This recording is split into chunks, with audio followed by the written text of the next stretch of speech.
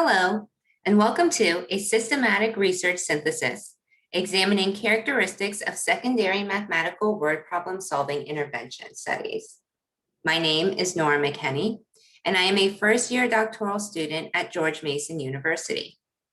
I am a part of the Deal cohort studying literacy in special education. Okay, let's talk about the problem.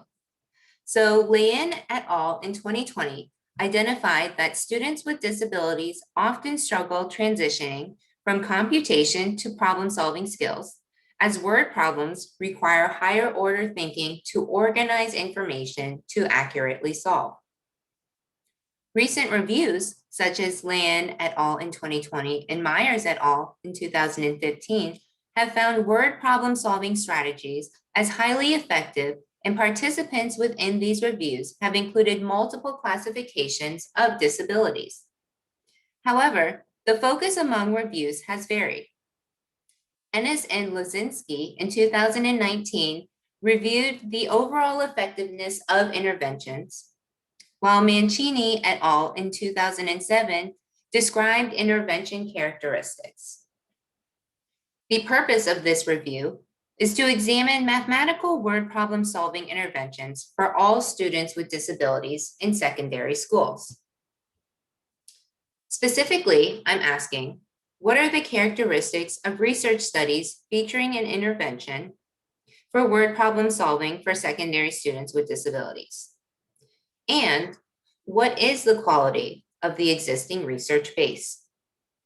In order to address these questions, I conducted a systematic search of the following databases: APA PsycInfo, ERIC, Academic Search Complete, Education Research Complete, Psychology and Behavior Sciences Collection, and Teacher Reference Center. The key words I used were word problem and math, problem solving or geometry or algebra or algorithms, instruction or intervention, disability or math difficulties or at-risk mathematics, and secondary or middle school or high school. Studies were included in this synthesis if they met the following criteria. They included secondary school age students, included students with disabilities, was an experimental design, included word problem solving measure, and was published from 2006 to November 2020. The rationale for limiting my research from 2006 to November 2020 is that Mancini et al. Published a mathematical interventions for students with disabilities in 2007 describing study characteristics. In that review, Mancini reviewed literature from 1995 to 2006.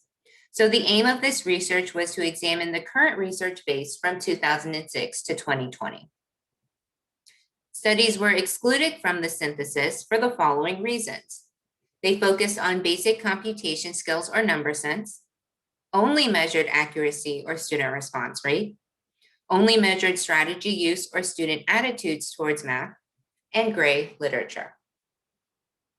As we can see in the PRISM diagram, 212 articles were identified through database searches and 84 were identified through Ancestry and hand searches.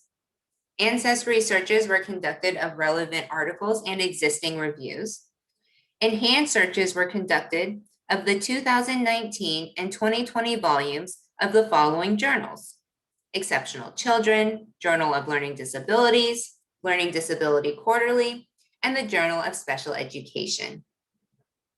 A total of 191 articles were identified after duplicates were removed. 75 articles were excluded for being conducted outside of the United States and including elementary age students. The remaining 116 articles were fully assessed for eligibility through the inclusion criteria. 100 articles did not meet the inclusion criteria, yielding a total of 16 articles included in this synthesis. All 16 articles are included here in the literature table, along with the intervention and outcome measures.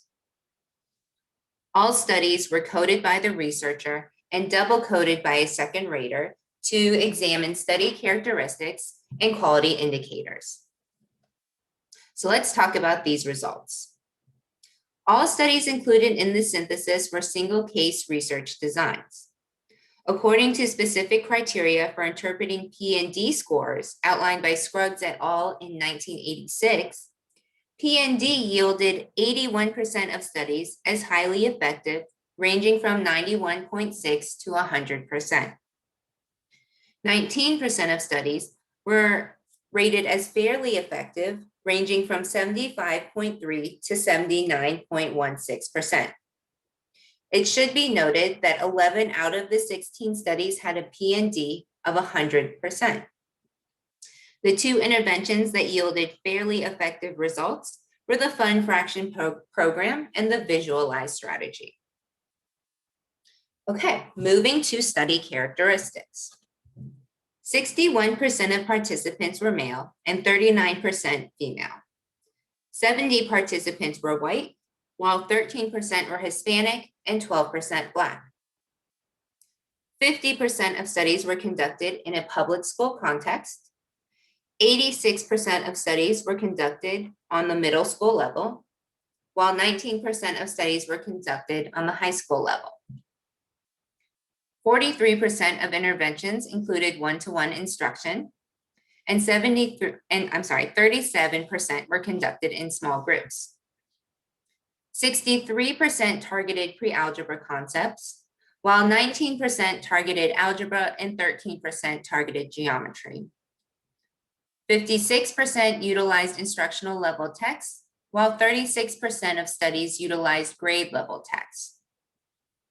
56% of studies utilized technology to implement the intervention. 81% implemented the intervention outside of the classroom, and 6% conducted the intervention inside the classroom. 63% of studies utilized the researcher as the interventionist. Okay, moving on to the quality of research. 100% of intervention studies described participants and confirmed the classification for students with disabilities. 62.5% provided information characterizing the interventionist. 94% clearly defined the intervention. 86% described and cited relevant intervention materials. 88% assessed fidelity of intervention with supporting data. 63% used multiple measures to align the intervention and generalize performance. Additionally, it should be noted that 63% reported reliability or validity of the outcome measures, while 47% reported both. And 100% of studies provided graphs with outcome data. These findings suggest that a variety of strategies have potential to be effective in supporting students in problem-solving skills. Findings also suggest that the quality of the current research base is fairly high for single subject case research designs, with a majority of researchers reporting the confirmation of classification for students with disabilities, defining the intervention, citing relevant intervention materials, assessing the fidelity of intervention with supporting data, and providing graphs of data. You might be asking yourself, well, what does this mean? Great question. P&D suggests that all interventions have the potential to be effective in group experimental designs. This data also illuminates a need for diversity in participant populations, as well as a need for studies to be conducted on a high school level. Quality indicators suggest a need for researchers to describe characteristics of interventionists and provide outcome measures for both intervention effects and generalized performance. When thinking about future research should address experimental and quasi-experimental designs in both middle school and high schools. We need more single subject designs for the high school level. And in order to improve the quality of the research base, researchers should work to provide outcome measures for both the intervention effects and the generalized performance. And honestly, that pretty much sums up my review. I want to thank you guys for listening, and I hope you all have a great day.